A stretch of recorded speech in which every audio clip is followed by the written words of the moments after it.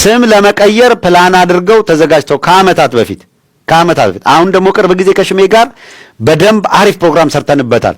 ይሄንን መቼ ነው ያሳየናችሁ? እስቲ ፍረዱ። ዝርዝሩን እያነሳን በእሑድ ወይ በቅዳሜ ፕሮግራም ሰርተንበታል። አስታውሳለሁኝ በደንብ። አዲስ አበባን ፊንፊኔ ብለዋታል። ተመልከት። ከዚህ በፊት አንብበንላቸዋል። መርካቶን አጋምሳ ይሉታል። አሁን መርካቶን እያፈረሱ ነው።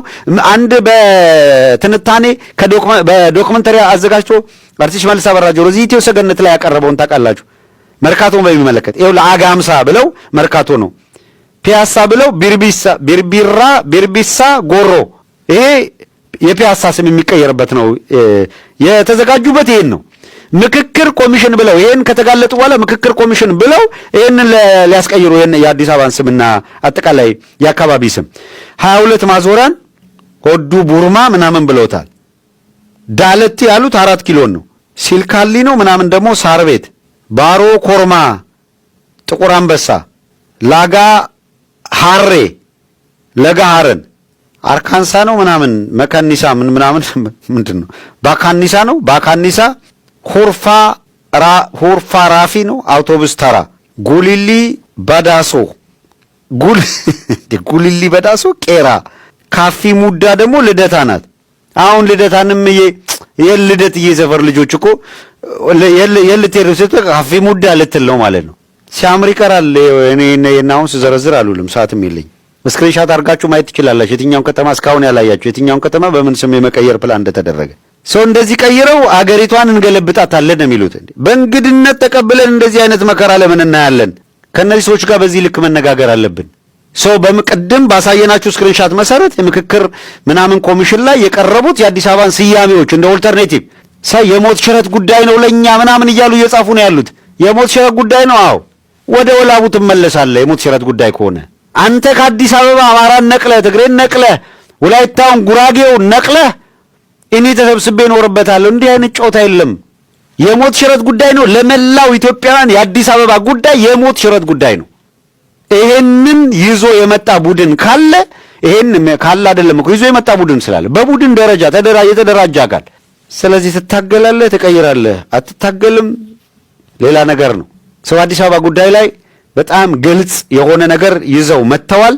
ቅድም ያሳየናችሁ ምክክር ኮሚሽኑ ላይ የአዲስ አበባ ስያሜዎች ሳይቀር ነው የሚቀየሩት። ለአስተዳደር ምናምን ብቻ አይደለም። ቀበሌ በለው፣ ወረዳ በለው፣ ፒያሳ በለው፣ መገናኛ በለው፣ ያደግበት በቃ አዲስ አበባ ልጅ ያደገበት የተወለደበት የሚያውቀው ስያሜና ምናምን በሙሉ ድምጥማጡን አጥፍተን ነው የሚሉት እኮ ሲነቃቅሉ ዝም ብሏል። ስለዚህ ለአዲስ አበባ የሞት ሽረት ጉዳይ ነው።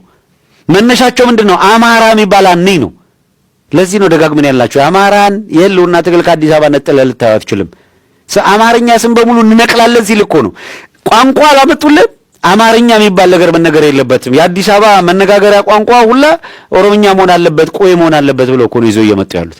በግልጽ መታወቅ አለበት። ስለዚህ በአዲስ አበባ ላይ በከፍተኛ ሁኔታ አሲረው የመጡበት መንገድ ይሄ ነው። ይሄ መጋለጥ አለበት። አብይ አህመድ ወደ ባህር ዳር የተጓዘበት ምክንያት እና ጀነራሎቹን እያርበተበታቸው ያለው ጉዳይ አንዱ ቅድም ያሳየናችሁ ከቴክኖሎጂ ከዝግጅት ከምናምን የተነሳ ያሉት ናቸው። በነገራችን ላይ ብርድ የሚላቸው ሁኔታዎች እየተፈጠሩ ነው ያሉት። ጭንቀት አለ በኦህዴድ መንደር፣ በጀነራሎች መንደር ከፍተኛ የሆነ ከባድ ሁኔታ ነው እየገጠማቸው ያለው። ምንድነው እያስጨነቃቸው ያለው? ምንድነው ግራ እያጋባቸው ያለው? ምንድነው እያርበተበታቸው ያለው? ቅድም ስንነግራችሁ ነበር። በተደራጀ በተናበበ ሁኔታ ይሄ መተባበር ይሄ ጥምረት ተፈጥሯል። የስ አዎ ተፈጥሯል። አውቀውታል፣ አላቸው፣ መረጃ አላቸው። በዛ ቢሉ በዚህ ቢሉ ሊያስቀሩት የሚችለው ትግራይ ላይ ስትሄድ እንደዚህ እየተሰለፈ ያለ ኃይል አለ። አማራው ላይ ሰሞኑን በተከታታይ ስናሳያችሁ ነበር። በቃ እየተሰለፈ በየትም የተሰለፈ ያለ የአፋሩን ከዚህ በኋላ ይመጣል ታያለ። የአፋሩንም ትግራይ ላይ ያለውንም አማራ ያለውንም በየትኛውም ያለው ዝግጅት የሚመለከት እናሳያለን። እንቅስቃሴዎቹን በተመለከተ ይሄ ጀነራሎቹም ጠቅላላ ብርክ ውስጥ ከቷቸዋል። የድሮን ቅኝት እየተደረገ በየቦታው የኃይል አስተላለፋቸው ምን ያህል ኮምቦ ያለ፣ ምን ያህል ታንክ አለ፣ ምን ያህል ሰራዊት አስፍረዋል፣ የት ጋ ነው ካምፕ ያለው፣ የት ጋ ነው ዴፖ ያለው፣ ሁሉ ነገር ኦሬዲ ከላይ የሚሰበሰብ መረጃ ነው። ያውቁታል፣ አይተውታል። መረጃም እየቀረበ ነው። ሰው ነገር እያበቃ እንደሆነ አውቀውታል። አብይ አህመድ አንድ ፎቶግራፍ ለቆ አሁን ወደ ምንድን ነው የሄደው መሰላችሁ?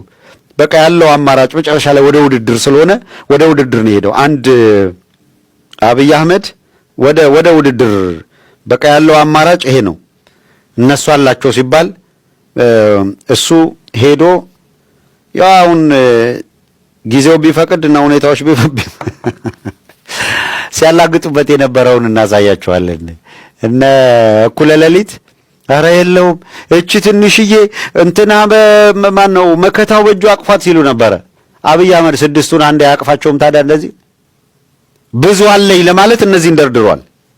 ትረስትሚ እነዚህ አይደለም የሚዋጉት። መረጃ ታሰባስባለህ፣ እነዚህን ትልካቸዋለህ፣ እነሱም ይልኩልሃል። አሁን አንተም ያለህን ታመጣለህ፣ የመሬት ያላትን ታመጣለች፣ ሱዳንም ታመጣለች፣ ኤርትራም ታመጣለች፣ ትግራይም አማራም ያመጣል፣ ሌላውም ያመጣል። ምንድን ነው የሚሆነው? ባጫ ደበሌ ቢጨንቀው እኮ አይ በቃ እንዳለ መሸነፍ ነው የሚሆነው አለ።